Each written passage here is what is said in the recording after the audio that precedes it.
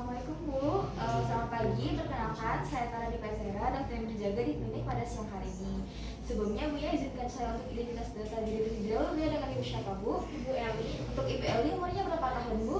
umurnya 25, Untuk alamatnya di mana Bu ya? di Bekasi. Di Bekasi. Ibu Eli punten Bu, apakah sudah menikah? Sudah dong. Sudah Bu ya, baiklah Bu. Eli di sini saya akan melakukan pemeriksaan Bu ya, yaitu ada dua pemeriksaan yang berupa IVA test dan juga pap smear. Nah, untuk pemeriksaan itu sendiri Bu ya, untuk melihat apakah ada kelainan pada dari mulut serviksnya. Nah, mungkin akan dirasakan agak kurang nyaman Bu ya saat pemeriksaan nanti, tapi insya Allah saya akan meminimalisir rasa ketidaknyamanan tersebut. Sebelumnya Ibu Eli, apakah Ibu sudah mengerti Bu? Sudah dong. Sudah Bu ya. Nanti saat melakukan pemeriksaan apakah ditemani oleh keluarganya Bu? Temani suami saya. Ditemani Bu ya. Baiklah, saya juga akan membawa asisten saya saat akan melakukan pemeriksaan. Baiklah, kalau Ibu Eli sudah mengerti dan menyetujui Bu ya, maka Bu untuk menandatangani informasi ini. Baik Bu ya, karena sudah ditandatangani, mari Bu kita ke meja pemeriksaan. Baik dok. Siapkan perawatan. Di sini kita akan siapkan pada wadah yang disterilkan. Di sini kita siapkan sarung tangan steril. Kita juga siapkan adanya apron, ada spekulum. Spekulumnya sudah yang sudah dilapisi dengan kondom. Lalu ada larutan antiseptik NaCl. Juga ada klem vagina. Di sini kita siapkan juga adanya kasa. Siapkan baskom berisi larutan klorid 0,5%. Lalu kita juga siapkan ada selimut. Kita siapkan juga lampu sorot, tempat sampah medis, dan juga kita siapkan meja instrumen dan alas bokok serta ranjang ginekologi. Untuk peralatan pap smear-nya kita siapkan kom atau wadah fiksasi, cairan fiksasi alkohol 0,95%, kontainer slide, kita siapkan juga kaca objek dan juga spatula air dan juga cotton bus, fiber brush. Nah, kita siapkan juga label nama, formulir pap smear. Nah, yang pertama untuk peralatan IVA testnya sendiri kita siapkan bidih kapas, kita siapkan juga cairan asetat 3-5%. Nah, selanjutnya di sini untuk cara membuat cairan asam asetat itu adalah kita untuk bahan utamanya itu terbuat dari cuka. Yang direkomendasikan untuk penggunaan pemeriksaan adalah larutan asam asetat dengan konsentrasi 3,5%. Nah, selanjutnya di sini kita cuka yang berkonsentrasi 25% ini kita masukkan ke dalam kom dengan perbandingan 1:4 dan satunya lagi berupa air. Nah, setelah itu kita akan selanjutnya kita akan lakukan kepada pasien. Baiklah, Ibu. Baiklah Bu ya, di sini saya akan melakukan pemeriksaan. Nah, sebelum Ibu lakukan pemeriksaan, apakah Ibu sudah menikah Bu ya? Ibu sudah menikah dan juga Ibu tidak sedang menstruasi. Ibu juga tidak berhubungan seksual kurang lebih selama 24 jam. Nah, di sini Ibu juga tidak menggunakan obat-obatan vaginal atau Sperimed dalam 40 jam terakhir sebelum melakukan pemeriksaan. Nah, Ibu juga diharapkan untuk sebelumnya untuk mengosongkan kandungannya biar sebelum kita lakukan pemeriksaan. Lalu di sini saya akan letakkan alas bokong pada meja pemeriksaan. Di sini pasien berbaring dengan posisi litotomi pada tempat pemeriksaan ginekologi. Kita tutup bagian atas dari pasien ini menggunakan selimut. Setelah itu kita akan nyalakan lampu ke arah vagina pasien. Lalu kita akan menggunakan apron. Sini kita akan menggunakan apron. Nah, setelah kita gunakan apron, kita cuci tangan terlebih dahulu. 6 langkah menurut WHO, dibawa air mengalir dan mengeringkan dengan handuk steril. Lalu kita akan menggunakan sarung tangan.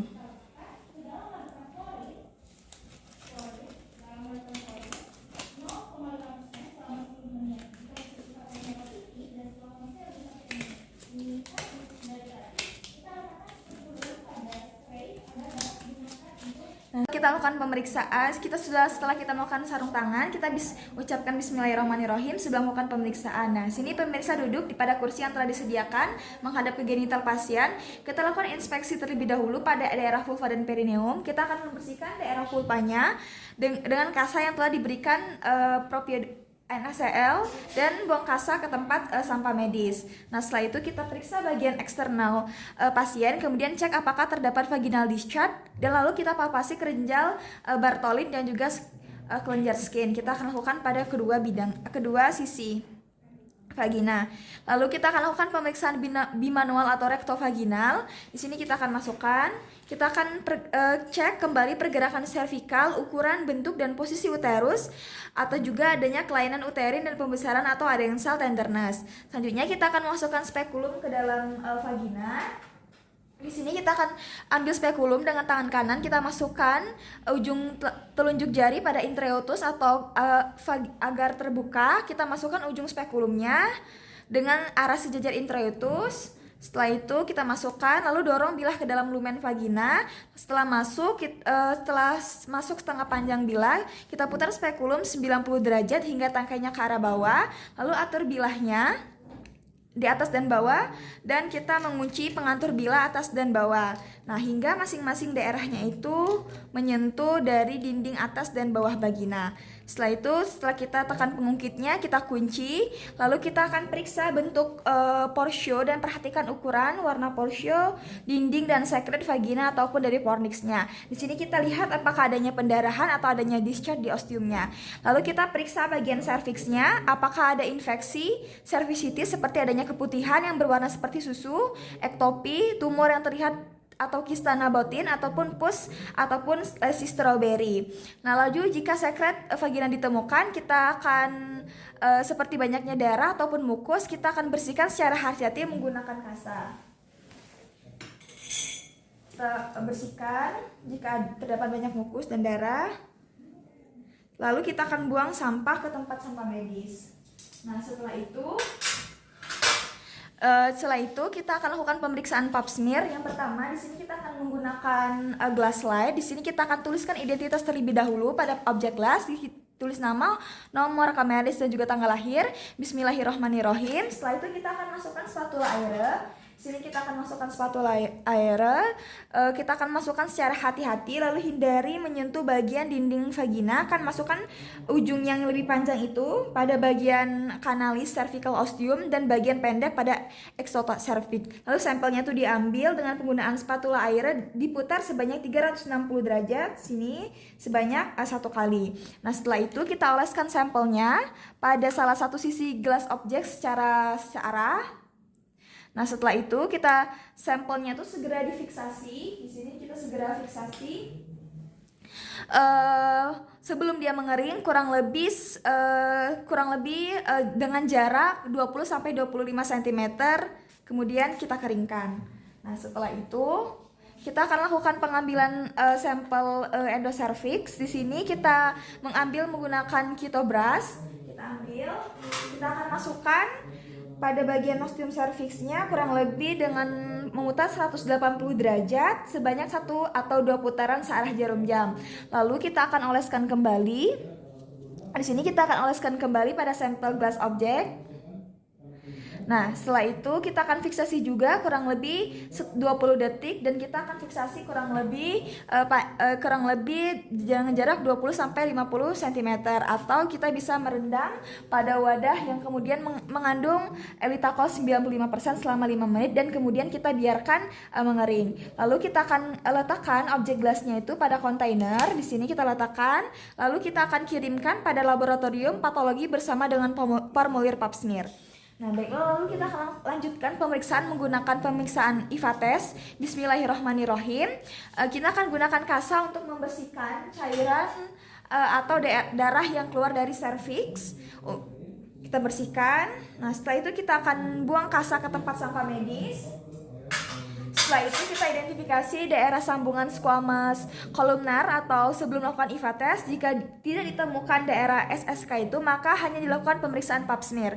Lalu kita akan masukkan lidi kanvas yang telah diberi asam asetat kurang lebih 3-5% ke dalam vagina sampai menyentuh bagian porsionya. Lalu kita mengoleskan lidi ke seluruh permukaan SSK porsio. Setelah itu kita akan buang lidi kapas yang telah digunakan ke tempat sampah medis. Setelah itu kita akan menunggu kurang lebih minimal 1 menit agar asam asetatnya terserap dan melihat apakah ada bagian SSK tampak perubahan seperti gambaran plak tebal berwarna putih ataupun tidak. Lalu kita periksa kembali apakah adanya serviksnya mudah berdarah atau tidak. Bila pemeriksaan visual telah selesai, kita gunakan NaCl kembali. Di sini kita untuk menghilangkan sisa cairan asam asetat dan dari leher rahim dan vagina. Lalu kita akan buang kasanya itu kembali ke dalam tempat sampah medis. Setelah pemeriksaan selesai, lalu kita lepaskan bagian pengungkit dan pengatur jarak bilah. Kita lepaskan spekulumnya, kemudian kita keluarkan spekulum secara perlahan. Kita buang. Itu.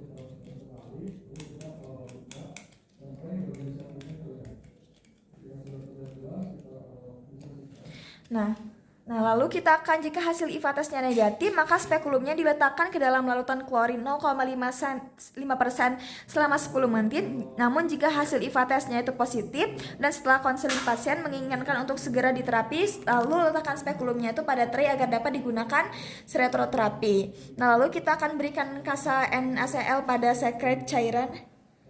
Lalu kita akan bersihkan kasa NaCl pada bekas sekret atau cairan di dinding perut ataupun di sekitar purpa maupun perineumnya. Baiklah, alhamdulillahirrabbilalamin. Ibu bahwa pemeriksaannya sudah selesai, Bu ya. Mangga Ibu bisa menggunakan pakaiannya kembali dan Ibu bisa ke meja pemeriksaan. Nah, selanjutnya ketika semuanya sudah selesai, kita akan masukkan semuanya ke dalam tempat sampah medis. Setelah itu kita buang sarung tangannya ke tempat sampah medis. Di sini lalu kita cuci tangan kembali 6 langkah menurut WHO. Setelah itu kita akan lepaskan dari apronnya. Setelah kita melakukan pemeriksaan pada pasien, di sini kita akan catat hasil tes dan temuan lain ke dalam rekam medis. Lalu kita tuliskan hasilnya apakah pasien itu mengalami kanker atau bukan. Jika kanker, maka akan kita lanjutkan untuk proses biopsi. Lalu kita akan tuliskan hasilnya apakah DSSK-nya terlihat ataupun tidak. Jika tidak, maka kita akan lakukan pemeriksaan berupa pemeriksaan pap smear. Nah, tuliskan hasil IVA tesnya positif atau negatif. Cek apakah ada lesi atau white. Jika negatif, jika tidak adanya white epithelium pada bagian transformasinya. Lalu jika dia positif atau apikal, jika epitheliumnya itu berwarna putih ataupun pada area transformasi. Nah, lalu kita akan jelaskan kepada pasien hasil pemeriksaan yang sudah kita temukan. Baiklah Ibu, alhamdulillah ya untuk pemeriksaan yang tadi sudah dilakukan untuk pap smear dan juga IVA test. Nah, untuk IVA testnya sudah didapatkan hasilnya Bu ya, bahwa hasilnya itu normal. Namun untuk pap smear sendiri nanti diperlukan waktu beberapa hari Bu untuk mengetahui hasilnya. Nanti kalau misalnya ditemukan adanya keabnormalan, akan saya menghubungi Ibu dan juga saya akan memfollow up atau juga memfasilitasi Ibu untuk dirujuk ke layanan kesehatan selanjutnya. Dan juga saya akan meminta Ibu untuk kembali untuk mengkontrolnya ya. Baiklah Ibu, apakah Ibu sudah mengerti Bu? Sudah dong. Baiklah Ibu, terima kasih Bu. Baik dong.